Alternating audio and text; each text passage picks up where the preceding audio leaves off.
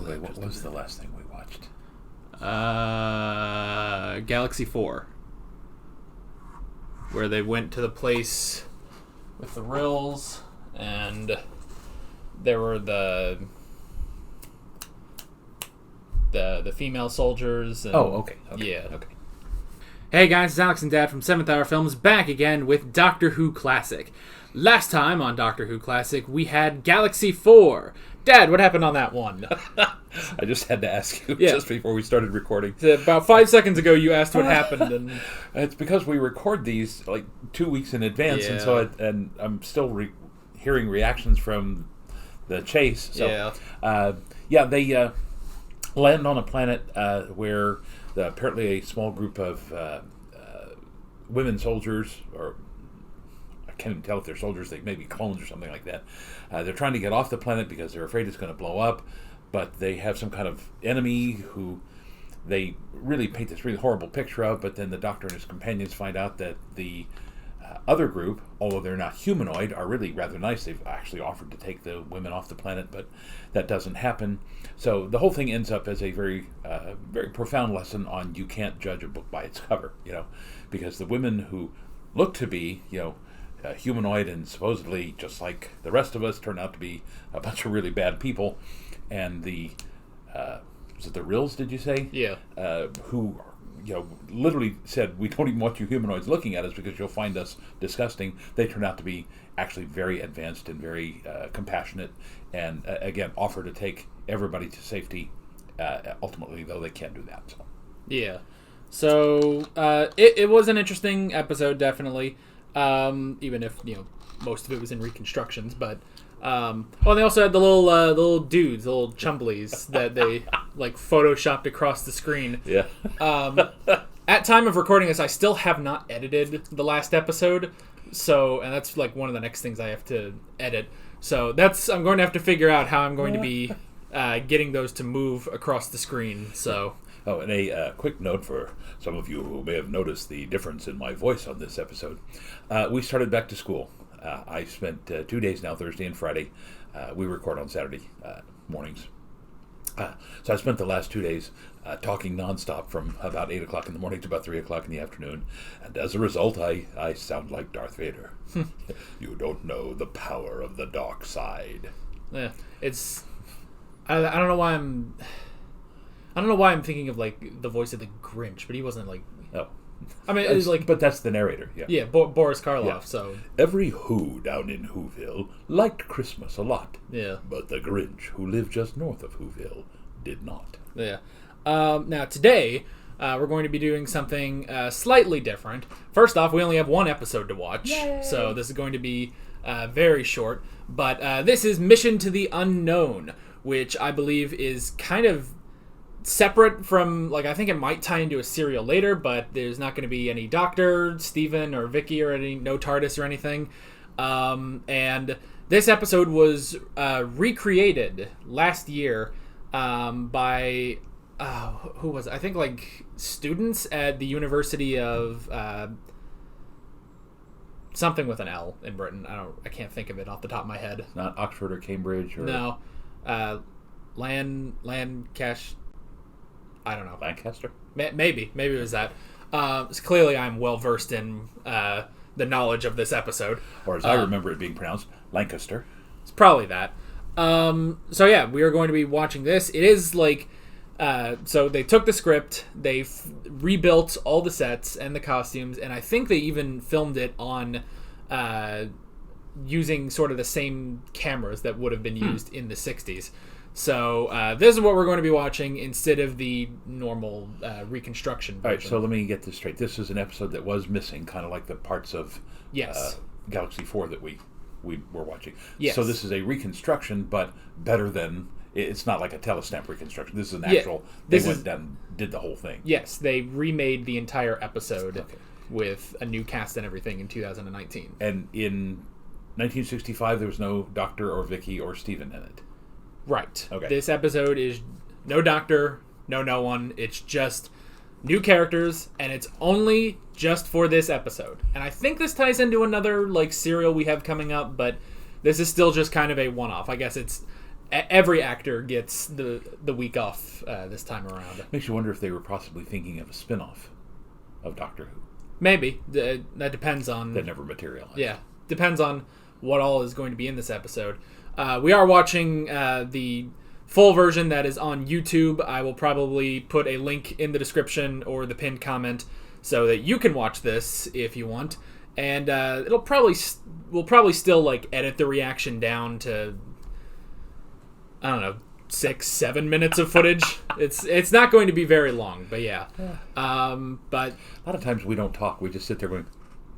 Well, I mean, like, yeah, it's because this show is different from like more modern shows where it's like, oh, there's so many things you can say at different like points, like in something like when we did Star Trek Picard or Good Omens or some of the other shows I do. Like, there's a ton of moments where it's like, oh, you're supposed to really react to that. Where here it's like, yeah, these are like very much slow burn episodes and things sort of take their time, and it works out really well because when I go in and edit 4 half-hour long episodes, I can still get them down to 10 minutes because we don't talk a lot. Yeah. So, by the way, we are very proud of our reactions to Good Omens. So if you haven't seen those yet, highest viewed reactions on the channel.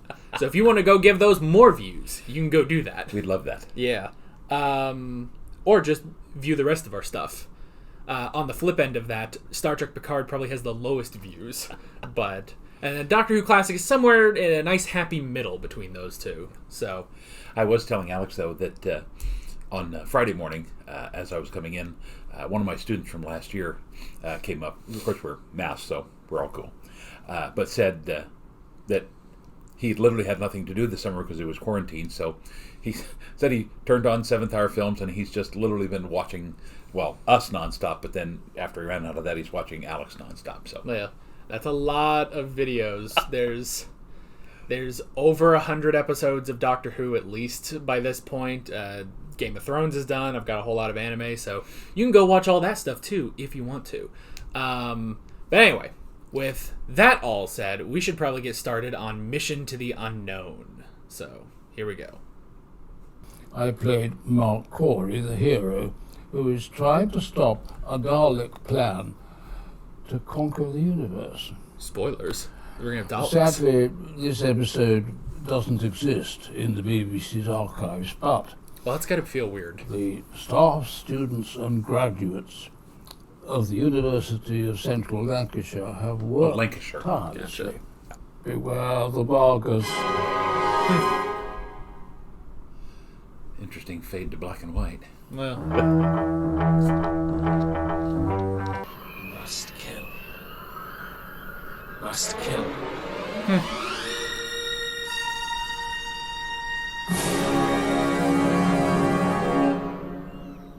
It's interesting because it's like playing tricks with my eyes. Like it's old, but it is still new. Like I can tell the frame rate is still higher, but Jeff.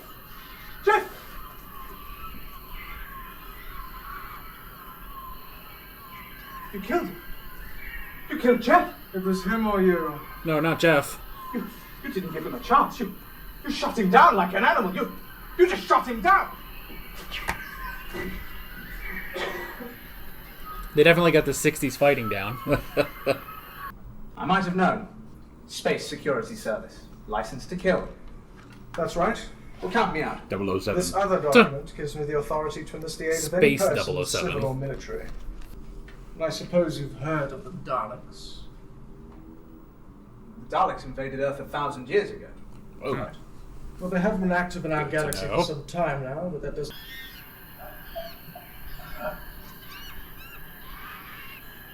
Okay. Free to exit. Well, that happened. Free to exit too. Come in, please. Come in, please. Sure you can make it work. Let's go. He turned into a giant feather You boa. must keep on trying. You test the link. Eventually, the poison seeps through the system, and the victim is gradually transformed into a Vaga. What's that got to do with the Daleks? Well, the only place in the universe where Vagas grow naturally is the Daleks' own planet, Skaro. If the Vagas are here, We've never heard that the before, I Daleks don't are think. too. No. But it checks out that there's some weird plant thing on Skaro. remember the whatever the creature was in the lake, but I don't remember anything else. Yeah. I actually got Dalek suits for this. The ship and its occupants must be totally destroyed! Destroyed! Destroyed! It will be done!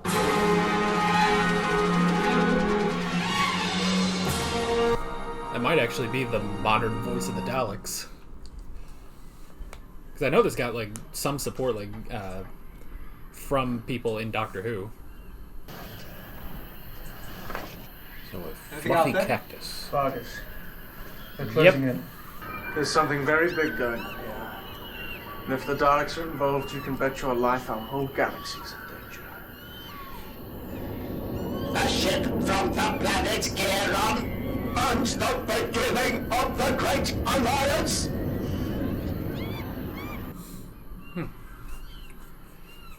So it's not just the Daleks, they have a full alliance. How unlike them. I should just about do it. Quick! Get down and give it a second.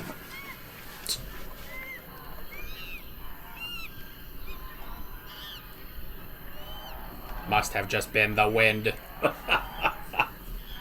Come on.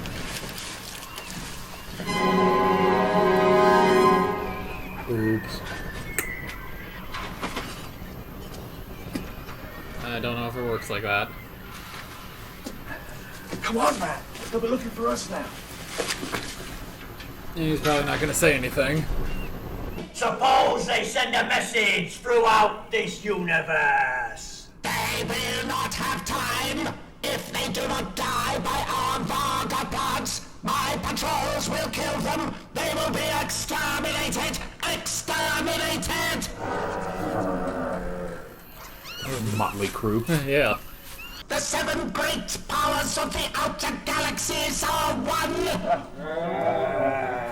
Galactic domination! Victory! We are the mightiest of the universe! This is indeed a historic moment in the history of the universe. They will all fall before our might, but the first of them will be us.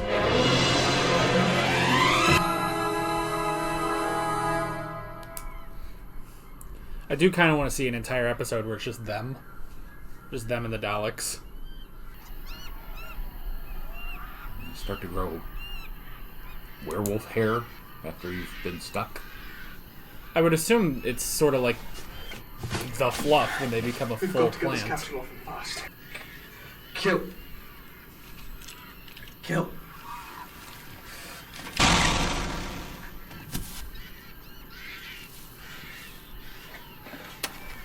I like that he just does not hesitate. Special Security Service reporting from the planet Kemble. Portable Daleks are planning tape a complete recorder. destruction of our galaxy.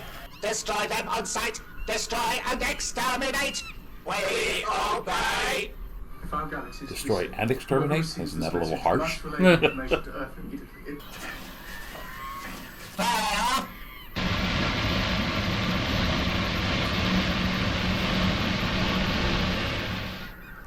Our armies will reduce the galaxies to ashes, their people to dust, and Earth we will conquer first! Victory! Victory! Victory! Victory! Victory! Victory!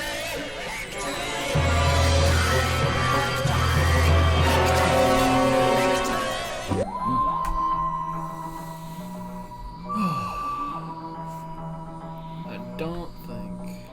Okay. Alright, there's nothing else after the credits, so we can stop there. Alright. Well, that's that. Yeah. And I believe that does lead us into sort of our 12-part Dalek serial, The Daleks' Master Plan. Now, interestingly enough, I don't think that's necessarily next. Huh. Oh gosh. If I could learn how to scroll over. No. We actually have one more serial, The Myth Makers, before we get into the Daleks' Master Plan. So, Okay. So that will not be next week. But, and also I think, like, I'm going to say like 75% of the Daleks' master plan is missing, so... Great. Yeah, we'll have to watch that in recons. Well, this was fun. Interesting. Yeah. Because, as you said, the Daleks don't normally work with others. Yeah, it makes me curious, like... the only thing I could think is, like, okay, well, if this is technically their third... Well, no, this is their fourth time facing the Doctor... then it does make sense maybe bring in a little backup. Because it didn't work the first time, it didn't work the second time when you actually invaded Earth, it didn't work the third time when you tried to go to the Doctor and take him out. So, and of course, you know, this whole thing where it's like, oh, we're going to invade, like, the entire solar system. It's like, oh my gosh, that's like the Dalek invasion of Earth times 100. Except they're still starting with Earth, so the Doctor is still going to have to cut them off there. It's interesting, though, 1,000 years after the Dalek invasion of Earth, which was, 2150? Yeah. So we're in the 3000s, and obviously Earth has colonized, Mars and Jupiter, and didn't they say Venus at one point? I think so. Yeah, it was kind of odd, because whereas I think scientifically you would be able to colonize or put colonies on Mars, you could certainly put colonies on Jupiter's moons, but Jupiter itself is, I mean, even in the mid-60s, I would have thought they would have known that we couldn't survive on Venus because it's, some kind of toxic gas. And Jupiter is mostly a toxic atmosphere. But Titan and one or two of the other moons of Jupiter are considered to be somewhat similar to Earth. Although they're somewhat frozen. But, could be, theoretically thawed out with some kind of, planet-wide system. So, interesting that they would make that what seems to me a rather obvious mistake scientifically. Yeah. Well, because the thing with, like, Venus, that is, like, it's not just that it's, like, a toxic X, but it's, like, it's just, like, the atmosphere is just so horrible. Like, there's radiation. It's actually, like, I think the hottest planet, even hotter than Mercury, which is closer to the sun. But I do know, like, I've seen some things where it's like, oh, one sort of improbable idea we could do is sort of do, like, a bubble city and try to, like, get it in where it's like, or maybe just like Cloud City in Star Wars, where it's like, well, it's kind of hanging above the atmosphere. And it's maybe shielded, so maybe they could do something like that in here. It would actually be really interesting if, because we have 12 episodes of this Dalek serial next, it would be interesting if maybe it did start on Earth, and then we sort of branched out to Venus or Jupiter, and we saw the Doctor, like, doing stuff there. So yeah. I have to say, like, I feel like, I don't know if it's just because, like, I don't know if they did anything specifically, but this sort of felt like a better paced episode than most episodes we've had. Despite the fact that, because I'm pretty sure, like, I would imagine the way they did this was they watched the reconstruction and then took that and modeled how they sort of paced everything out in this production. Again, very good use of the incidental music, and of course the jungle sounds and everything. Yeah. The Dalek voices, are normally very slow and choppy, and this time they actually, although they still had the mechanical sound, they were more conversational, and that kind of helps speed it up. Yeah. And it says here the Daleks were voiced by Nicholas Briggs. I think that's the guy that does the modern voice of the Daleks in Doctor Who. So that's pretty cool. I think I saw that, like, there was a lot of, like, support for this production. I think even the guy that plays Stephen from the original Doctor Who was also, like, giving his support to this. So now, interesting thing about it says, Nicholas Briggs doing the Dalek voices, but the voices this time really did seem differentiated. The lower caste Daleks, not the Supreme Leader black one, sounded like they had a what I would call a lower class accent. The leader has this very, I don't want to say, I used to call it the BBC voice, the very standard sort of pronunciation, and you get down to the other Daleks and it's "we obey," and it's just that Yeah. Just that not BBC, not standard British, but a little bit, something you'd find, on the back streets of London or, some other large town. Yeah, I mean, now this is... Because this was made in 2019, so technically this is the most recent thing we've watched on the channel. I'm not even caught up to 2019 Doctor Who. I think I'm still in about 2015 with Capaldi. But, so if this was 2019, that means this guy, Nicholas Briggs, he has been doing the voices since the first season with Christopher Eccleston in 2005. So that's 14 years the guy's been doing this. So it makes sense that, he would be that good and he could differentiate their voices and stuff. So, I will say, with the production, there were a couple things where it's like, okay, this is kind of like tricking my eyes, where it's like, it looks like the cameras work because it does sort of look like, okay, this could fit in with the other episodes. It's sort of that same sort of quality. But at the same time, I'm like, okay, I think the frame rate is a little higher than what would have been used in the 60s. Yeah, it does look a little sharper. Yeah, and I think especially in when they were in the spaceship and he was explaining everything, that he's 007 or whatever, I was kind of looking around, I was like, okay, this seems like this kind of looks a little off from what I would think it would look like. And I kind of looked and I was like, okay, I think there's a little too much lighting, actually. Like, that entire, room inside their spaceship was really... It was well lit, but I don't know if it would have been that well lit in the 60s. I think maybe it would have been more darker towards the ceiling. The one thing about the ship that I won't say it bothered me, but it does stand out.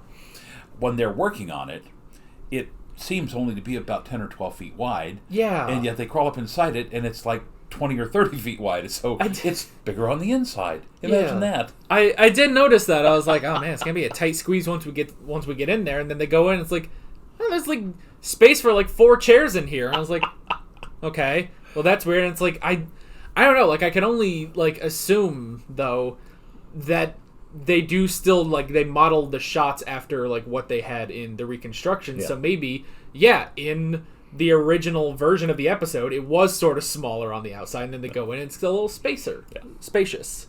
So, but overall, it was a really good production. Yeah. The acting for the two humans, I thought they definitely captured that 60s BBC style of acting. I feel like, even because I was also kind of looking down. I was like, okay, they do sort of seem like they would be a little young to be in this episode, but they're college students and you can just sort of ignore that. I will say I guess the main guy, the one with the plan that had to end up killing both of them, Corey, he actually really looked like, if you put him in an episode in the 60s, I could probably believe that he was from the 60s. He had sort of the facial structure and the hair for it. Yeah, definitely the hair for it. Yeah. So let's see. I actually wrote down probably more notes than I thought I would for just one episode. So we had the Vagathorn, which was interesting. I like that they can make up any sort of weird animal or weird plant thing in this and just be like, oh, well, it was created on Skaro. It's like, that makes sense. Skaro is very weird like that. Yeah. So, but once again, you have this plant that is supposed to be, deadly. It's a killer. And seriously, it looks like a feather boa. Yeah. It looks like...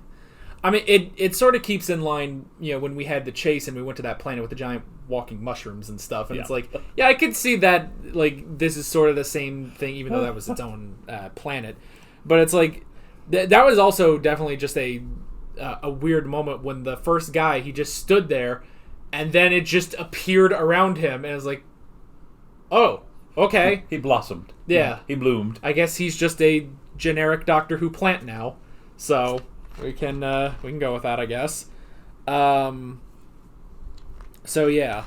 I also like that, like I said in the reaction, as soon as the guy realized that the other one was taken by the Vagathorn, he just immediately shot him and killed him. And it was like, that's it. I'm not messing around with this, So that was pretty interesting. So it has been 1,000 years since the Dalek invasion of Earth, which is interesting. Like I do sort of wonder, like, where does this fall in line with the chase? You know, because like I don't know. They never really said where those Daleks were from. Yeah. And especially because they had a time machine, it was really hard to figure that out. So I'm not sure. But being 1,000 years from the Dalek invasion of Earth, that should mean that technically they should be past Vicky's time by now, and potentially even past Steven's time, since we kind of assume he's like maybe 100 years after Vicky or so. Yeah. And Vicky was 23 something. Yeah, it was 2300 something. Yeah, it was like only a few hundred years after the invasion.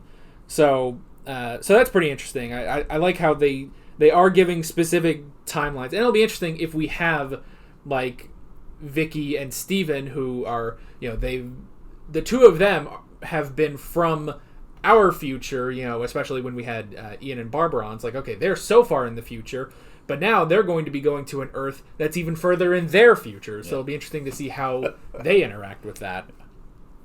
I did write down cocoon because I didn't understand the giant plant thing, but yeah, it's I also like how they describe it, that it's like it's part plant and part animal, and it was specifically designed by the Daleks. So the Daleks were bored one day when they couldn't do anything, and they just created these things. Yeah, and again, it seems to me that they had that, whatever that creature was that was in the lake when they spent that entire episode trying to cross past the lake and, you know, through the caves and over the chasm and all that.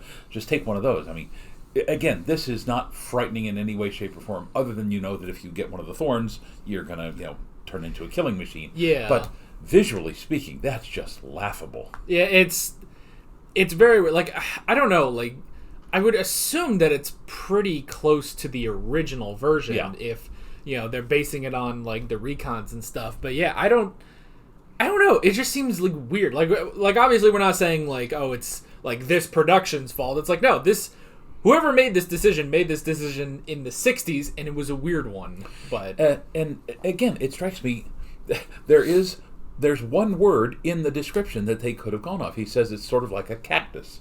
All right. Well, having lived in Tucson, Arizona for 6 years, cactuses are very deceiving. You know, they're beautiful from a distance, but you get up close, and yes, some of those cactus spikes are like 5-6 inches long, and you get one of those through your hand, it's going to be really, really painful. So just making them green or doing something other than what appeared to be feathers would have been a little more frightening looking. They really, I mean, they gyrated a lot, definitely, and it's like, and maybe that was just to show, like, they're kind of living, so they're kind of, like, moving as well, but yeah, it's like, and obviously, like, okay, you know, you can't really make them green in a black and white production, but to be that pure white, it did seem a little odd. Yeah. So I thought making them a little more solid rather than quite so fluffy would have been, again, visually more frightening. Yeah. We did have the Alliance, all the 6 other guys that are with the Daleks in the Alliance. Their costumes were fun.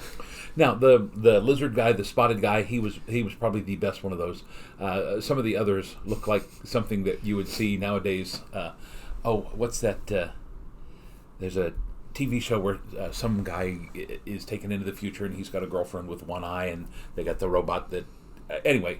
Futurama, yeah. They look like rejects from Futurama, but of course this came first, so... Yeah.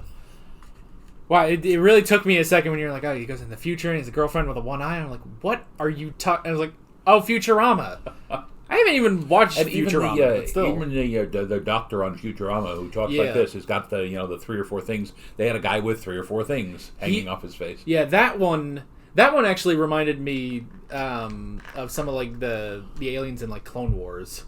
Like, I think there's a couple of aliens that kind of have that sort of thing going on. So I hope that all 6 of those species are in the Daleks' master plan. So even though most of it is reconstruction, I hope we get to see them at some point. Yeah. And I did notice, like, with the lizard guy too, it's like it has to be some sort of a mask. Because anytime he turned, you could really see where that mask was not, formed onto his face. Yeah. And I was like, okay, well, that makes me wonder. It's like, okay, so was that their decision, or was that still in the 60s? I think in the 60s, again, knowing what I know about stage makeup, that you can glue the headpiece, the skull cap, right down to the face here and covered up with latex or makeup and everything. But again, whenever you turn, you're going to see that stretch, no matter what it is. I've helped put on the bald pate, the fake skull cap before, and yes, that's one of the problems. It's not like human skin. The best thing they could do is simply not do a close up of him when he turns his head like that. But again, kudos for whoever did this. They say not Lancashire. Yeah. University of Southern Lancashire or something like that. College of Southern Lancashire. Well done. Excellent. Oh yeah, Excellent. It was really good. It kind of makes me think like I kind of wish they would do this for other recons, even with episodes where yes, we do have the Doctor and the companion stuff. If they got the actor who was in An Adventure in Space and Time, who played Hartnell, it's if he came back and they recreated to fill in some of those recon episodes, because there's only some stories that are completely missing, where others it's okay, yeah, some episodes are missing, some are not, some are animated, and then we have recons and then complete episodes. It's I kind of wish we could either animate all the recon episodes or refilm them maybe with some of the modern actors. Yeah. So, now also within, I'm assuming probably the next 10 years, at the longest, this new technology, you probably heard of it, called the deep fake, where they can literally take Hartnell's face and digitize it, and then put it onto an actor's face so that it does look like him, and they'll have somebody recreate his voice, obviously, if the episode's completely missing. But if they've got the audio, they can then match the audio to the deepfake face. So that seems to be the future of this kind of recording, going back and redoing that, but literally using the same actors as before, using their images. Yeah, I don't know. There's a part of me that's kind of oh well, I don't know if I would rather do that or just bring in the guy that played Hartnell. But at the same time, if we're doing something we're fixing the reconstructions, well, if you use the audio of Hartnell from those reconstructions and then just put that to whoever this actor is and have him just perfectly lip sync the moments, well, maybe that could work. Yeah. So maybe they could do that. I know actually, I think they did. I think there are a set of audios with the actor from An Adventure in Space and Time, and I think the actors that portrayed the actors for Ian and Barbara and Susan, I think they have done some audios as the first Doctor. So, and have you seen this popped up this week? I've noticed on several news feeds. Christopher Eccleston is coming back to do some Big Finish audios. Yeah, I did. I had a couple people tell me that this is the first time he's ever come back to Doctor Who. Yeah. So, well, that'd be cool. Yeah. Now, I've only seen the one episode of him when we went through our space and time adventure. But yeah, I liked him. He was good. He was completely different, which he's supposed to be. Right. But yeah, I'd be interesting to see him. And one of the stories said he would even be interested in doing one of the anniversary episodes. It would be him and Tennant and Smith and Capaldi and Jodie Whittaker coming back. Yeah, that would be cool because that is sort of the one thing where it's okay, this is definitely something they had to work around in the 50th anniversary, which is why they brought in John Hurt as the War Doctor. I think that was originally just supposed to be the 9th Doctor, but Eccleston wouldn't come back then, and so now they had to rework it into John Hurt. And Paul McGann has also said, as far as I remember, has said that he'd be willing to come back and do something like that. Yeah.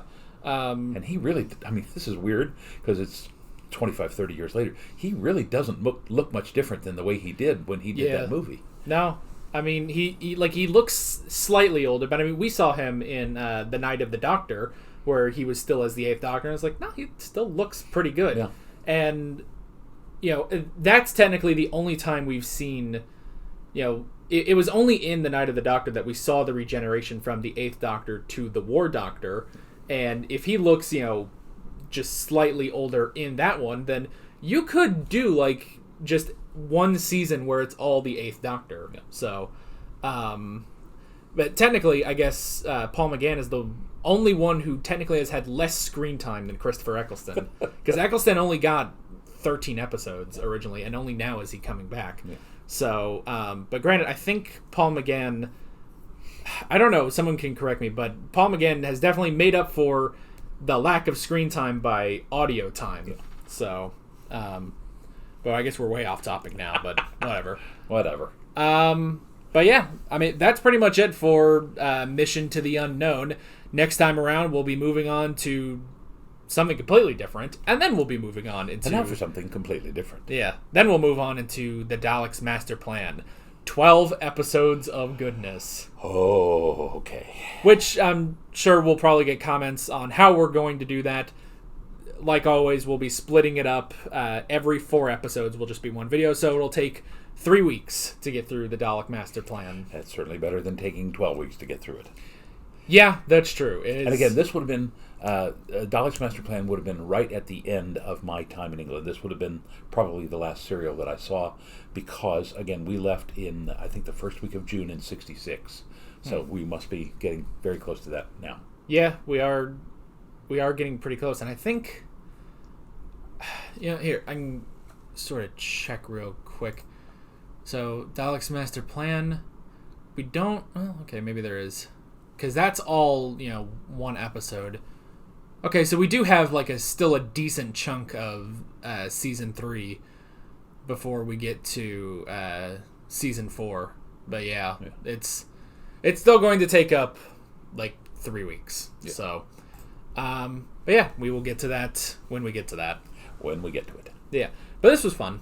I definitely enjoyed this recreation, and probably enjoyed it way more than I would have enjoyed a recon of this episode. So, but yeah, that is pretty much it. With all that being said, we're Alex and Dad from 7th Hour Films, and we will see you guys next time. Take care. Alright guys, thanks for watching this video. If you want to watch more of our Doctor Who classic reactions, you can click on the playlist, you can subscribe if you haven't done that already, and be sure you hit that notification bell. You can support me on Patreon and follow me on social media, links below in the description. See you guys then.